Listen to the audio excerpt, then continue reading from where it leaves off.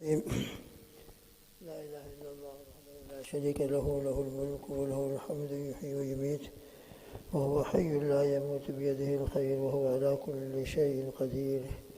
سبحان الله والحمد لله ولا إله إلا الله والله أكبر ولا حول ولا قوة إلا بالله العلي العظيم. سبحان الله وبحمده عدد خلقه ورضا نفسه وزنة عرشه ومداد كلماته.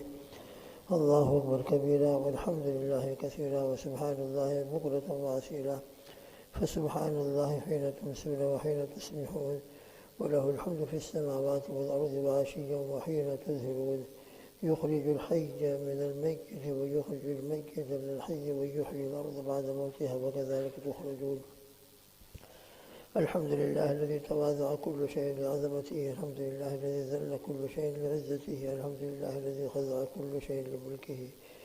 ونشهد أن لا إله إلا الله وحده لا شريك له إلها واحدا أحدا صمدا لم يتخذ صاحبة ولا ولدا ولم يكن له كفوا أحد. ونشهد أن سيدنا وحبيبنا وسندنا ومولانا محمد عبده ورسوله صلوات الله وسلامه على سيد الأولين والآخرين خاتم الأنبياء والمرسلين قائد القرب المحجلين سيدنا محمد وعلى آله وأصحابه وأزواجه وأتباعه أجمعين وبارك وسلم تسليما كثيرا كثيرا كثيرا. أما بعد. اللهم صل على محمد وعلى آل محمد كما صليت على إبراهيم وعلى آل إبراهيم إنك حميد مجيد. اللهم بارك على محمد وعلى آل محمد كما باركت على إبراهيم وعلى آل إبراهيم إنك حميد مجيد. جزا الله عنا سيدنا محمد صلی اللہ علیہ وسلم وآلہ. اللہ سبحانہ و تعالیٰ کا بہت بڑا کرم احسان ہے، ان کا شکر ہے. اللہ تعالیٰ ہم سب کو اللہ کی دی ہوئی نعمتوں کے اوپر، جن میں سب سے عظیم نعمت ایمان، اعمال، ہدایت اور یہ نمازیں اور اللہ کا ذکر، قرآن پاک کی تلاوت وغیرہ وغیرہ ہے، اس کے اوپر زبان سے بھی ہم شکر ادا کریں، دل سے بھی شکر ادا کریں اور اپنے اعضاء و جوارح سے بھی شکر ادا کرنے کی کوشش کریں. اللہ ہم سب کے بیٹھنے کو بھی اپنے معرفت کا اور اپنی محبت کا اور مغفرت کا ذریعہ بنائے. دین کی ہر مجلس میں انسان اسی نیت سے بیٹھے کہ اللہ کی محبت میں دین سے ہمارا تعلق اور زیادہ ہو جائے اور دین ہماری زندگیوں میں عملی طریقے سے جو ہے اس کے اوپر استقامت جو نہیں ہے اس کے اوپر عمل شروع ہو جائے، تو انشاءاللہ ہر مجلس ہماری مغفرت کا، اللہ کی محبت کے حاصل ہونے کا اور انشاءاللہ دین میں برکت اور اضافے کا ذریعہ بنتا ہے. اللہ تعالیٰ یوماً فیوماً ساعتاً فساعتاً ہر گھڑی اللہ ہمارے ایمان میں ترقی عطا فرمائے، اپنے معرفت اور محبت میں اضافہ نصیب فرمائے اور جتنا ہمارا زندگی کا ٹائم اور زمانہ گزرتا جائے اللہ کی محبت اور معرفت بڑھتی چلی جائے. اس لیے انسان کو اپنی زندگی کا محاسبہ کرتے رہنا چاہیے، اپنے ایمان کے لیول کا ہمیشہ محاسبہ کہ ہمارا ایمان کس درجے میں ہے. اللہ ہم سب کو اپنے ایمان کی حفاظت کی فکر، حسن خاتمہ کی فکر اور اس کے لیے دعاؤں کا اہتمام نصیب فرمائے. اپنے لیے بھی اپنے بچوں کے بھی ہم کرتے رہیں. قرآن پاک کی ایک ایک آیت کے اندر، ایک ایک صورت کے اندر ہمارے لیے ہدایت ہی ہدایت ہے.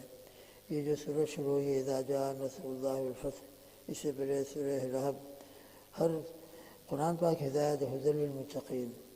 اس کے اندر دیکھیے کیا ہمارے لیے ہدایت کا سامان ہے. ہم دعائیں مانگتے ہیں، بعض مرتبہ دعائیں مانگنے کے بعد ہمیں اس کے کچھ آثار نظر نہیں آتے ظاہری طور پر، لیکن کبھی نا امید نہ ہونا چاہیے اور کبھی بھی اللہ کی رحمت سے اپنے دل کے اندر نا امیدی کی کیفیت ہرگز پیدا نہ کرنا چاہیے، بلکہ اللہ تعالیٰ سے ہر دعا کی قبولیت کی پوری امید رکھیں. انبیاء علیہ السلام نے کیسے دعائیں مانگی ہیں، ان کی دعائیں کتنی مدتوں کے بعد قبول ہوئی اور اس کے آثار ظاہر ہوئے. یہ جو ہماری سورت شروع ہوئی ہے یدخلون فی دین اللہ افواجا، پہلی آیت تشریف اذا جاء نصر اللہ والفتح، مکہ مکرمہ کی جو زندگی آپ صلی اللہ تعالیٰ علیہ وسلم کی گزری، کیسی بے سر و سامانی. ہجرت جب آپ نے فرمائی تو رات نکلے ہیں اور کس قسم پرسی کی حالت میں نکلے ہیں اور کیسی حالت کے اندر آپ نے وہاں سے رات نکل کر پناہ لی ہے غار ثور میں جا کر اور آج اللہ کا شکر ہے جو اللہ کا وعدہ تھا اذا جاء نصر اللہ، اللہ آپ کی مدد فرمائیں گے، اللہ دین کو غالب فرمائیں گے۔ بظاہر یہ اس وقت جھاگ کی طرح اوپر نظر آ رہا ہے، یہ کفر و شرک ہے، مگر سب ہٹ جائے گا، اور اندر سے جو سونا ہے اور جو اصل چیز ہے وہ نکھر کر سامنے آ جائے گی۔ تو کفار مکہ اور قریش مکہ اور کفر و شرک اور طغیانی طاقتیں، شیطانی قوتیں بڑی زور پر تھیں۔ مکہ مکرمہ کی 13 سالہ زندگی میں انہوں نے بڑا زور دکھایا، مگر الحمدللہ مدینی زندگی کے بعد جو اللہ کا وعدہ تھا پورا ہونا شروع ہوا۔ غزوہ بدر کے اندر کفر کی کمر ٹوٹ گئی، اور 8 ہجری کے اندر الحمدللہ مکہ مکرمہ فتح ہو گیا۔ اللہ کی مدد لوگوں کے آنکھوں کے سامنے آ گئی۔ اس لیے کبھی بھی اللہ کی مدد سے ہم کو نا امید نہ ہونا چاہیے کہ اللہ میری مدد نہیں کریں گے ضرور کریں گے۔ ہم امید رکھیں، اور اسی امیدوں کے اوپر ہماری زندگی الحمدللہ پوری ہوتی ہے۔ اللہ کی ذات عالی کے ساتھ ہمارا تعلق ہے، ایمان والے، واللہ ولی المؤمنین وعلینا نصر المؤمنین واللہ ذو فضل علی المؤمنین۔ کیسے کیسے وعدے اللہ پاک نے ایمان والوں کے ساتھ فرما رکھے ہیں۔ بس ایمان والے ہم بھی الحمدللہ اللہ کو راضی کرنے کی ہم کوشش کریں، نافرمانیوں سے، گناہوں سے اپنے آپ کو بچائیں، اور اطاعت و عبادت، طاعت و فرما برداری میں سنتوں کے اختیار کرنے میں لگے رہیں تو اللہ مدد فرماتے ہیں۔ مکہ مکرمہ کی زندگی کے اندر آپ کو معلوم ہے کہ آپ صلی اللہ تعالیٰ وسلم جب مکے والوں سے نا امید کا مطلب ہے کہ حالات وہاں سازگار نہیں ہو رہے تھے۔ حضرت خدیجہ الکبریٰ رضی اللہ تعالیٰ عنہ جو گھر میں آپ کی تسلی دینے والی تھی، ان کا انتقال ہو گیا۔ ابو طالب جو باہر کی زندگی میں آپ کی پوری طرح مدد فرماتے تھے، ان کا انتقال ہو گیا۔ مکہ مکرمہ کے اندر ظاہری اعتبار سے آپ کے حالات اور بڑھ گئے، تو آپ نے بڑی امیدوں کے بعد طائف کا سفر فرمایا تھا، جس کی پوری تفصیل کتابوں کے اندر، سیرت کی کتابوں میں موجود ہے۔ مگر طائف کے اندر کیا حالات پیش آئے، اور وہاں کس طریقے سے آپ کو اور ستایا گیا، آپ کو پتھر مارے گئے، آپ کی ایڑی مبارک اور نعل مبارک لہو لہان ہو گئی، بہت قسم پرسی کی حالت میں واپس لوٹے ہیں، اور ایک جگہ جا کر بیٹھے، ملک الجبال حاضر ہوئے، پہاڑوں کے فرشتے، اور آ کر عرض کیا، ہم نے آپ کی حالت دیکھی ہے، میں پہاڑوں کا فرشتہ ہوں، پہاڑوں کا نظام اللہ نے میرے ہاتھ میں دے رکھا ہے، اگر آپ کا حکم ہو تو یہ طائف اور مکے والے جو آپ کو پریشان کر رہے ہیں، 2 پہاڑوں کے بیچ میں ہے، دونوں کو ملا کر چکی کے 2 پاٹوں کی طرح ان کو پیس دیا جائے اور ان کا وجود ختم ہو جائے۔ حاضر فرشتے موجود ہیں اور یہ عرض فرما رہے ہیں، مگر اللہ کے حبیب صلی اللہ علیہ وسلم نے فرمایا ان لوگوں نے مجھے پہچانا نہیں ہے، اللہم اہد قومی فإنہم لا یعلمون، انہوں نے میری حقیقت کو نہیں پہچانی۔ چاہتے تو بد دعا فرما سکتے تھے، مگر بد دعا نہیں فرمائی، بلکہ یہ امید ظاہر فرمائی کہ یہ اس وقت میری مخالفت کر رہے ہیں، انہوں نے میرے ذات کو پہچانا نہیں ہے، مجھے امید ہے کہ ان کی نسلوں میں ایمان والے پیدا ہو گئے، اور یہ امید کرتے ہوئے وہاں سے واپس تشریف لائے۔ ایک زمانہ یہ گزرا، پھر اس کے بعد مکہ مکرمہ فتح ہوا 8 ہجری کے اندر۔ مکہ مکرمہ کے فتح ہونے کے بعد غزوہ حنین ہوا ہے، اور غزوہ حنین کے بعد پھر غزوہ طائف ہوا ہے۔ وہاں قبیلہ بنو ثقیف آباد تھے، بڑے مضبوط لوگ تھے، بڑے بہادر قوم تھی وہ، اور طائف کا ایک قلعہ تھا، نبی کریم صلی اللہ علیہ وسلم وہاں تشریف لے گئے، وہ اپنے قلعوں کے اندر بند ہو گئے۔ آپ صلی اللہ علیہ وسلم اور حضرات صحابہ نے ان کا محاصرہ فرمایا، کئی دن تک محاصرہ رہا، مگر وہاں کامیابی نہیں ملی۔ وہ اندر سے تیر برساتے تھے، بڑے مقابلے کے اندر مضبوط تھے، فتح نہیں ہوئی۔ اس کے اندر اور بھی تفصیلات ہیں۔ خیر وہاں سے واپس ہو رہے ہیں، واپس ہوتے ہوتے دعا فرمائی، اللہم اہد ثقیفا وأت بہم مسلمین، اے اللہ قبیلہ ثقیف کو ہدایت عطا فرما اور میرے پاس ان کو مسلمان ہونے کی حالت میں بھیج دیجیے۔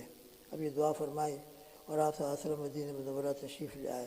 جیسے کہ آپ کو کہا گیا تھا یدخلون فی دین اللہ افواجا، مکہ مکرمہ کے فتح ہونے کے بعد اور اس سے پہلے بھی مدینہ منورہ میں وفود کا آنے کا سلسلہ شروع ہو گیا تھا۔ چنانچہ آپ صلی اللہ تعالیٰ وسلم کے وہ طائف کا واقعہ، اس میں جو آپ نے امید ظاہر فرمائی تھی اور ہدایت کی دعا فرمائی تھی، اور ابھی غزوہ حنین کے بعد طائف ہوا، غزوہ طائف، وہاں آپ نے ہدایت کی دعائیں مانگی، اللہم اہد ثقیفا، اے اللہ قبیلہ ثقیف کو ہدایت عطا فرما اور ان کو میرے پاس مسلمان ہونے کی حالت میں بھیج دیجیے۔ چنانچہ مدینہ منورہ پہنچے ہیں۔ وہی طائف کے 3 سردار جنہوں نے زبردست مخالفت کی تھی، عبد یالیل، مسعود، حبیب، یہ 3 بھائی تھے۔ ان میں یہ ایک بھائی عبد یالیل، یہ اور ان کے کچھ ساتھی مدینہ منورہ میں وفد کی شکل میں پہنچے ہیں اور مدینہ منورہ حاضر ہوئے۔ نبی کریم صلی اللہ تعالیٰ علیہ وسلم کو سیدنا ابوبکر صدیق رضی اللہ تعالیٰ عنہ نے جا کر یہ خوشخبری سنائی۔ پہلے تو مغیرہ بن شعبہ نے ان کو دیکھا تھا کہ وہ لوگ آ رہے ہیں اور بڑی خوشی کے ساتھ حضور پاک صلی اللہ تعالیٰ علیہ وسلم کی خدمت میں جا رہے تھے۔ راستے میں ابوبکر مل گئے رضی اللہ تعالیٰ عنہ، پوچھا کیا بات ہے؟ تو کہا کہ قبیلہ ثقیف کے سردار اور وہاں کا ایک وفد آ رہا ہے، تو اللہ کے حبیب صلی اللہ علیہ وسلم کو خوشخبری سنانے کے لیے جا رہا ہوں۔ سیدنا ابوبکر صدیق رضی اللہ تعالیٰ عنہ نے فرمایا اگر تم مجھ کو اجازت دو تو میں جا کر یہ بشارت سناؤں۔ حضرت مغیرہ بن شعبہ نے اجازت دے دی۔ چنانچہ سیدنا ابوبکر صدیق رضی اللہ تعالیٰ عنہ تشریف لائے اور حضور پاک صلی اللہ تعالیٰ علیہ وسلم کو خوشخبری سنائی کہ یا رسول اللہ صلی اللہ علیہ وسلم، آپ نے جو دعائیں فرمائی تھی اللہ نے اس کا ظہور فرمایا، اب وہ لوگ یہاں تشریف لا رہے ہیں۔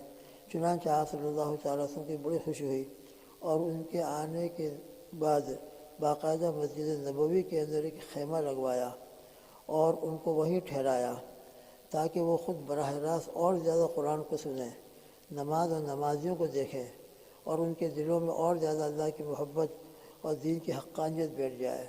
چنانچہ وہ حاضر ہوئے ہیں اور انہوں نے اسلام قبول کیا۔ اسلام قبول کرنے کے وقت انہوں نے کچھ شرطیں رکھی تھی۔ ایک شرط ان میں یہ تھی، 3 شرطیں رکھی تھی، ان میں ایک شرط یہ تھی کہ ہم نماز نہیں پڑھیں گے، ہماری نماز بہت بھاری، نماز ہم کو معاف کر دی جائے۔ تو حضور پاک صلی اللہ تعالیٰ وسلم نے ان کی 2-3 شرطیں تھی، آخری شرط کو قبول فرما لیا تھا، مگر یہ شرط کہ ہم کو نماز کی معافی دے دی جائے تو فرمایا نبی کریم صلی اللہ علیہ وسلم نے لا خیر فی دین لا صلاۃ فیہ، حالانکہ موقع تھا کسی طریقے سے وہ اسلام میں داخل ہو جائیں، مگر فرمایا کہ نہیں، اس میں کمپرومائز نہیں ہوگا، نماز بہرحال نماز ہے، صلاۃ کے بغیر دین اور ایمان نہیں، لہذا لا خیر فی دین لا صلاۃ فیہ، کہ اس دین میں کوئی خیر ہی نہیں کہ جس میں صلاۃ نہ ہو اور تم کہتے ہو کہ ہم کو نماز معاف کر دی جائے۔